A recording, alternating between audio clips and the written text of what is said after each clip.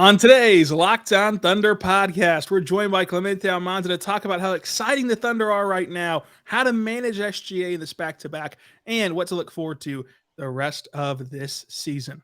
You are Locked On Thunder, your daily Oklahoma City Thunder podcast. Part of the Locked On Podcast Network, your team every day.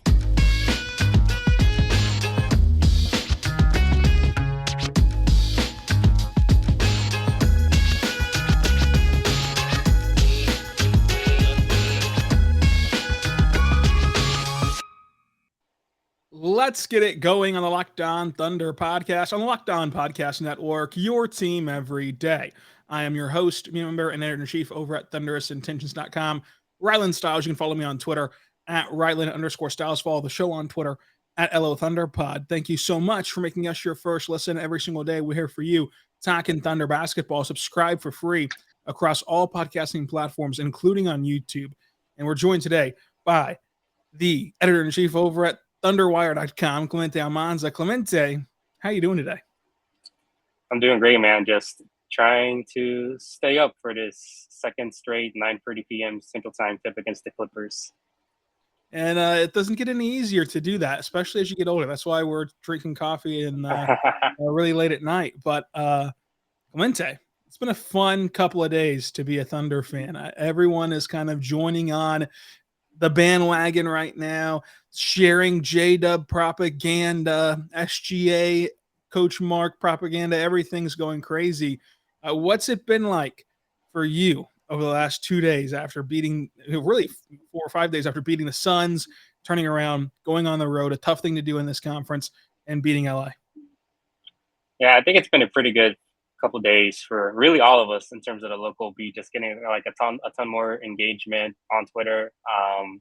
But that Clippers win, it was huge just for national exposure. I mean, like you mentioned, we're seeing a lot more J-Dub talk for Rookie of the Year. We're hearing some Shai whispers for MVP as well, which is the first I've seen this season from national media people.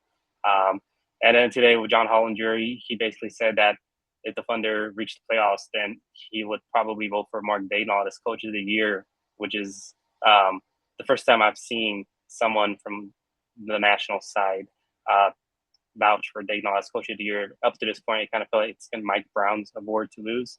It's still probably going to go to Mike Brown. But, yeah, that just goes to show just how much winning that Clippers game, how huge that was to get so much national attention, because it kind of felt like after that win that my entire timeline on Twitter was like nonstop Thunder stuff. But it's been a great few days for OKC. They're definitely been getting a lot more attention. You know, I think that was a great way to put it, that win kind of put everything on the forefront for everyone. I mean, it felt like every single person in the NBA sphere was watching that game. It helps whenever a lot of people are on the East Coast, that's the last game happening. Everyone's going to turn it on. And today they get back on that stage where they're not only playing in LA, not only playing the Clippers, but playing on NBA TV, where more people have access to it outside of the local markets and outside of the League Pass members. But still, this will be an interesting game to continue to look for. I think that Mark should have Coach of the Year recognition and probably should win Coach of the Year. I think that he's one of the best coaches in the NBA. It's just that we don't usually go out on that limb to say that until we see it in the postseason. And I think that a large portion of that is not only the rings culture, but mainly independent of that, it is so much easier and slower where the game kind of slows down for even us in the media, where we can just focus on how is Team A playing Team B. They're going to play each other 7 straight times. We can see every little adjustment that they make to that game plan, to that team, to where their adjustments become more real to us as they're happening right in front of our eyes over and over and over again, kind of in real time in that short span. But in the midst of this West Coast trip, game number 1 was a win on Tuesday against the Clippers. They play game number 2 today, then game number 3 tomorrow against the Lakers, and then end it in Portland with game number 4. Before the West Coast trip started, Clemente, I said that the best case scenario would be 4-0. The worst case scenario, of course, is 0-4. That was realistic. Now it's gone because they've already won a game. And the most likely case scenario would be finishing 2-2 in this stretch. For you, what do you think will happen the rest of this road trip? Oh, man. Well, I kind of when the Thunder had a couple of days off, when they had like 16 games left of the season, I kind of went one by one and picked if they were going to win or lose those games. And I remember during this little 4-game road trip, I had them going 1-3. But since then, I think I kind of side with you on here, where the most likely scenario is that they go 2-on-2. But man, after listening to your last Locked On pod, I think you are easily the best hype man on the beat. So I'm just going to ride the momentum and think they're going to sweep all 4 games. Well, I think that it's possible. I think that it's possible to sweep all 4 games if you play Shai in all 4 games. Here's the thing, Clemente. We saw pregame, Joe Mazzato tweeted out that Mark said before the game that they're more open-minded to now play Shai in back-to-backs than they were when he initially came back from injury. Now, that just means that they're willing to evaluate, not that it's going to happen.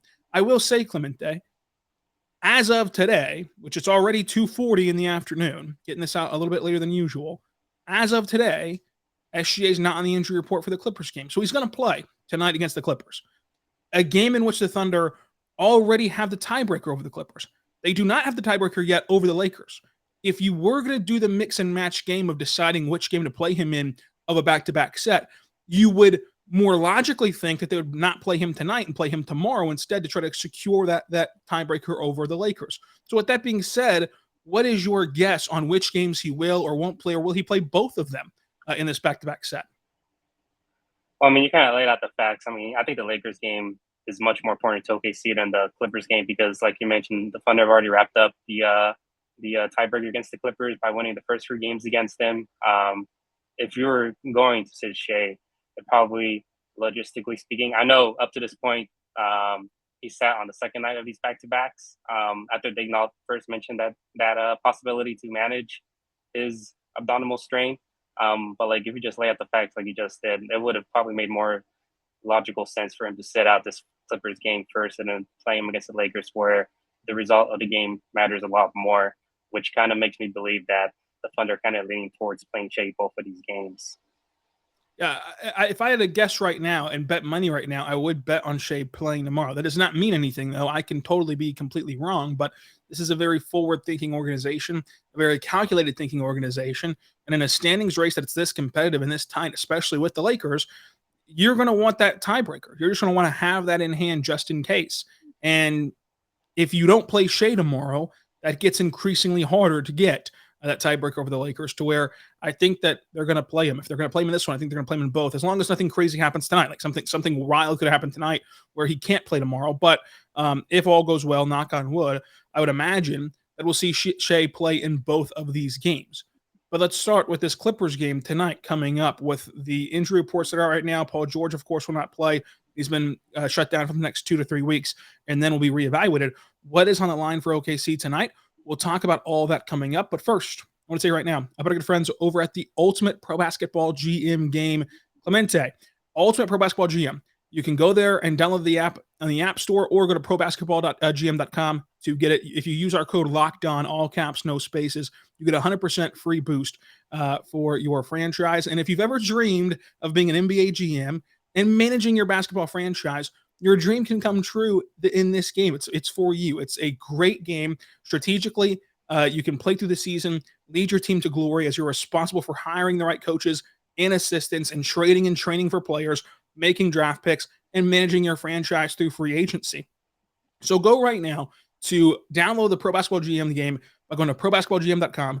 Use our code LOCKEDON, get 100% bonus boost in your franchise, and check it out today. This game is incredibly addicting. We're all trying to win championships on the Locked On Podcast Network. We have our own little internal competition right now. I am wiping the floor with the competition, by the way. Already 3 rings, so make sure you crown me a little bit in this comment section down below, and go download the game for yourself and try to win some championships. Try to beat me in championships on Ultimate Pro Basketball GM. Clemente, we're back on the Locked On Thunder podcast, on the Locked On Podcast Network, your team every day. Thank you so much for making us your first listen every single morning, every single day. We're here for you talking Thunder basketball. Thank you so much for making us your first listen. Check out the Game to the Game podcast for a nightly recap show of everything that happened around the association. What's going to happen tonight, Clemente, is that the Thunder are going to take on the Clippers. The Thunder are at 500. They got over the hump. They made it past the 500 rivalry. Can they get over 500 tonight? Oh yeah, they definitely can, especially with the Clippers now being without Paul George and obviously Norman Powell as well. Um, they definitely can for sure. I don't know, man. Just playing the Clippers, the last game playing the Clippers, it just feels like the Thunder kind of have their number. I mean, it just feels like a bad matchup for them. I mean, which makes sense too because the Thunder are like the youngest team in the league. Uh, they play at a decent pace, and then you look at the Clippers roster, and it's like nothing but like these old 30 plus year old guys. Your two-star players, our bodies are at the point where they just keep breaking down. Um, it just feels like the Thunder are just a bad matchup for the Clippers personnel wise. And with the Clippers missing Paul George tonight, who was arguably the best player when these teams first played on Tuesday, I just think it increases the odds of OKC winning tonight and sweeping the season series.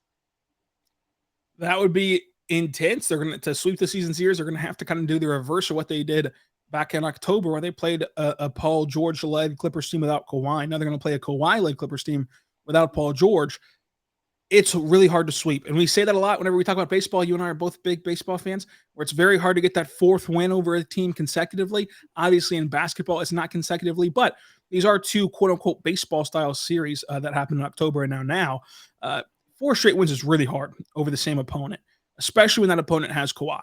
But here's the thing. The Thunder have Shai, and they have a player like Kawhi, who, as long as he's on the floor, you have a chance to win any game that's out there for you.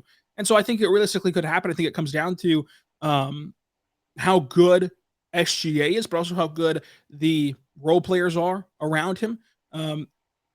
How good can these young guys continue to play their role on the road? It's really hard to play on the road. It's really hard to play your best on the road. And we see all the time where, say, guys like Isaiah Joe, who are like shooters that help you flow in your offense and kind of play their role. They shoot a lot better at home than they do on the road, typically, historically in the NBA. So to do that consistently, win 2 games on the road, 3 games, 4 games on the road is incredibly hard for a team to do. But it is possible. I think that the biggest key in this one will be Lou Dort. I think if he gets his 3-point shooting going, then the Thunder should win this game. Like if you can punish the Clippers for leaving him alone in the corner where he's shot over 40% for his career, really, but also specifically in this season, if he can get going from 3, then the Thunder will be able to take advantage of that and win this game. I think that if Lou Dort's having a good 3-point shooting night, there's not really much the Clippers can do to counteract that.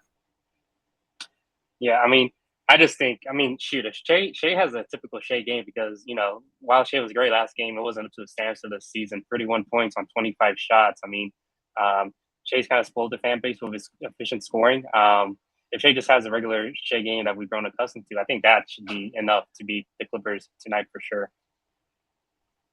I am really excited for what this can do. And Shai, as you mentioned, typical games not only in this season, but in LA. He is fantastic. Like he always dominates in LA and against the Clippers and Lakers in this crypto arena.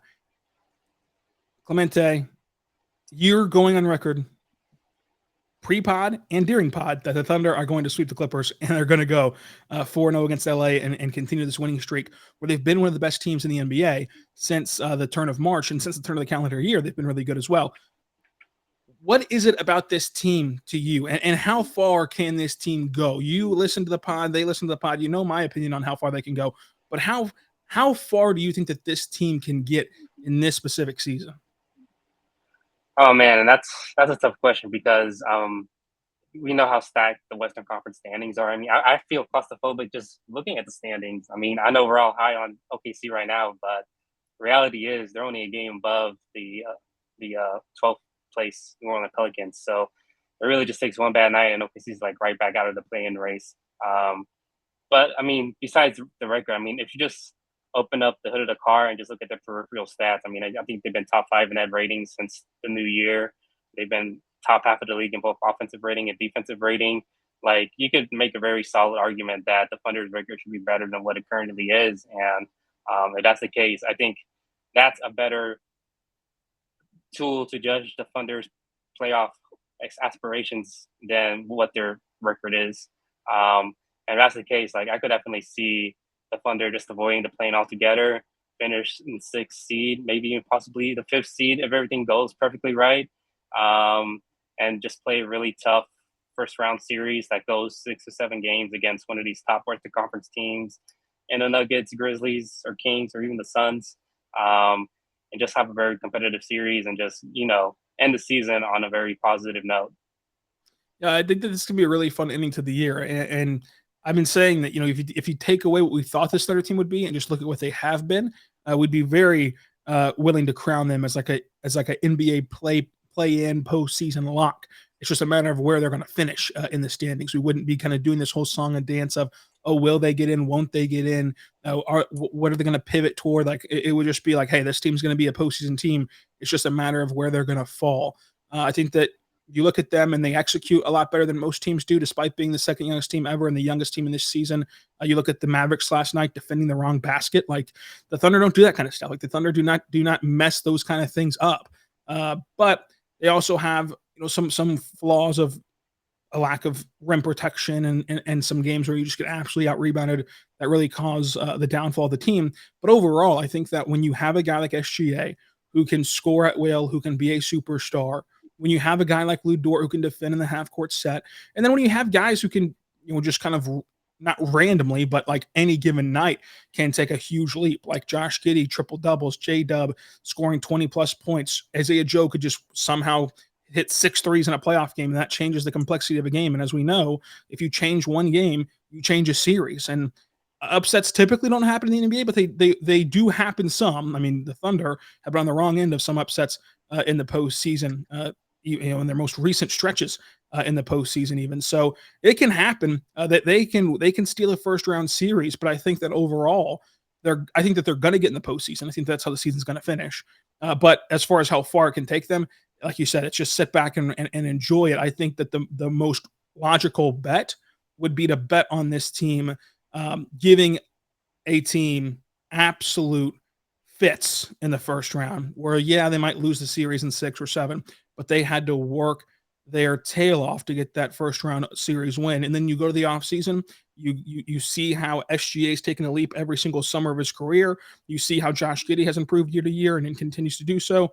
Jalen Williams has that same work ethic. You add Chet Holmgren as the most important part of all of this. Plus you have assets, salary cap, you have a lot of draft picks, and you have a very good draft class in this year's draft and a GM that's been proven to be willing to trade up in the draft to go and continue to complete this team. So no matter what happens, it's going to be a ton of fun. But I think that the Thunder are threats to get kind of frisky in the postseason if you want to kind of find maybe an outlier for the postseason. Speaking of bets, though, go check out FanDuel. FanDuel is America's #1 sports book. It is awesome for you to use. Go to FanDuel.com/lockedon. You will get $1,000 back in bonus bets if your first bet does not hit, up to $1,000 for new customers at FanDuel. Go there right now. You can bet on anything from the money line to the point spread to which team will score the most points, who will cut down the nets in March Madness for men and women's. Check it out today. It's an app that is safe, secure, and super easy to use. Also, the web browser, FanDuel.com/lockedon. When you go there, you can find some great lines from the NBA to MLB to college basketball. Let's talk NBA real quick. The Thunder tonight are 4-point underdogs on the road against the Clippers. Clemente, which way would you lean there? Oh, man, I think I'll probably pick the Thunder to cover for sure. Last game was a 101-100 final result. And I expect a similar type of game to play out where it's just a back and forth game that isn't decided until like the final few possessions of the game. So I would definitely pick OKC to cover. OKC covering. Clemente's got OKC winning, so you might want to go put some money on the money line there for FanDuel.com/lockedon. Check them out today. America's #1 sports book and the official partner of the NBA. We're back on the Locked On Thunder podcast on the Locked On Podcast Network, your team every day. Thank you so much for making us your first listen every single morning, every single day. We're here for you talking Thunder basketball. Clemente, here it is, the final stretch. Now, we've talked about the Clippers. Gonna go 4-0 against the Clippers, in your opinion. We're going to hold you to that. Now, tomorrow, same building against the Lakers. Sunday against Portland, who has seemingly given up on the season. What will happen whenever we return together to the Paycom Center on Tuesday, when we're sitting around the media dining table? We'll be talking about this team having just gone 4-0 on the West Coast swing, or are they going to drop one of these next two? Because you've already marked this game down tonight as a win. Yeah, dream scenario. I mean, it's hard not to pick OKC to win all 4 of these games, considering the high that we've all rode since that Tuesday win against the Clippers. But like most likely case is that they end up dropping one of the Lakers or Blazers game just because of the laws of average. I know the Thunder have been like the hottest Western Conference team in their last 10 games. They're 8-2, but it just kind of feels unrealistic and unfair to expect the Thunder to win all 4 of these games. So I definitely think that they end up dropping either the Lakers or Blazers game. If I have to pick one of those games that they end up losing, it's probably the Lakers game. But yeah, I think a 3-1 prediction is a pretty safe bet. It'll be a lot of fun. It'll be a lot of fun to see how this all unwinds and winds down. Now, Clemente, we've talked and hinted about what the national media is saying. What are you saying? Should Jada be Rookie of the Year? Man, it's hard. I mean, J-Dub has the efficiency. J-Dub has the advanced stats. J-Dub has the better team record. But I think I would probably lean towards Paulo just by a smidge amount, just because of how this award is traditionally voted upon, which is usually just total stats, total points, total rebounds, total assists, all these other numbers. So I think I would lean towards Banchero. But yeah, I mean, with 10 games left in the season, this could definitely be a situation where these last 10 games could really swing in J-Dub's favor, and like the amount of momentum J-Dub's collected since the All-Star break is too much for Banchero to overcome. What would it take for you to see Mark knock off Brown as the Coach of the Year? Because I think it'll be tough to do. I think that what Mike Brown's been able to do with Sacramento has been nothing short of phenomenal. It's been great. But you know me, I'm a big Mark stan. Like, if there's ever been a stan of Mark Daigneault, it's been myself on this podcast all 3 years. So, Clemente, what would the Thunder have to do to where you would say it would be egregious for him not to be Coach of the Year? I mean, if they avoid the play-in altogether and be a top 6 seed, I mean, it's just hard not to see Daigneault not have the best case for Coach of the Year, especially considering what their preseason expectations were, what everybody was picking OKC to win before the season started in terms of national media. If OKC ends up being a top 6 seed at the end of the season, considering everything that's been going on, like it's hard not to argue why Daigneault shouldn't win Coach of the Year. You're a man that knows his way around the Locked On Thunder podcast to make me feel good, because that's exactly what I wanted to hear. I think that Mark should be Coach of the Year. I'll be pounding that drum. If the Thunder need any help promoting Mark and J-Dub propaganda, you know where to find me. You know where to find me for these two things. And now, lastly, with the awards things, SGA. Mentioned it, MVP whispers. Obviously, he's not going to win it. Like, that's obvious. Throw that out of your head. But he should get some MVP votes, because if you're just talking about most valuable player, he is not. It's disingenuous to say that he's single-handedly dragging the Thunder to this success. But he, of course, is a massive catalyst where if you take him off of this team, the Thunder are nowhere near where they're at right now, and that inherently is incredibly valuable. So I think that he should finish top 5 in MVP. Am I wrong?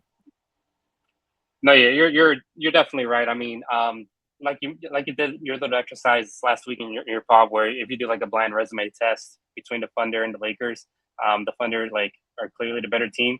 If you do a blind resume test with like Shai's stats, whether it's traditional per game stats, advanced analytics, efficiency stats, I mean, it's just hard not to see why Shai should have finished top 5 in MVP voting. I mean, we've been doing the song and dance all season long, where the only other players who have had similar seasons of Shai were averaging 30 plus points on 60 plus true shooting percentage. The only other players that reach those benchmarks are Dwayne Wade and Michael Jordan. Those are the 2 names that pop up the most. And considering the stature of those players, I mean, I think it's a given that Shai should be top 5 in MVP voting with the season he's having and with just the season OKC's having, for sure. And of course, that would land him in the All-NBA lock category, and arguably should be first-team All-NBA, but that's another argument for another day. We have plenty of time to talk about that. But ending it with this, Clemente, your emotions whenever you're watching that game come down to that Lou Dort stop. Like, there's just something different about being on the defensive end whenever the game is going to be coming down to the wire and being won or lost at the buzzer. That defensive side is just a lot more nerve-wracking because you feel like you have a lot less control on that end. Oh yeah, for sure. I was talking to one of my buddies the other day about this game that this is the first time I felt these type of feelings since I was in high school watching this team. I mean, it's just crazy. Just what I was feeling during that game where you're running on an adrenaline high the morning after as well. I didn't go to sleep until like 3-4 in the morning just because of this game, just because of how wild it was. And to experience those feelings again after the last couple of years where the Thunder basically been rebuilding and playing meaningless games in this part of the season, in March and April. I mean, it's a great feeling to have. And it definitely reflected with just the amount of talk that they had on Twitter. I mean, I was seeing local Oklahoma accounts talk about the Thunder for the first time in months. And like, it definitely feels like that the Thunder are slowly but surely turning a corner when it comes to entering this next phase of competitive basketball with this new young core. I cannot wait for it. I hope that no matter what happens tonight, no matter what happens Friday, no matter what happens Sunday, that on Tuesday, the Paycom Center is sold out. I know it's a school night.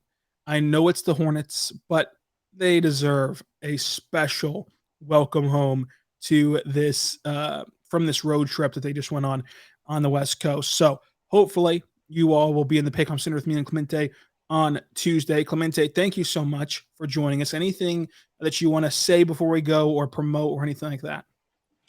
Yeah, you can just follow me on Twitter at C Almanza, which is ALMANZA 1007.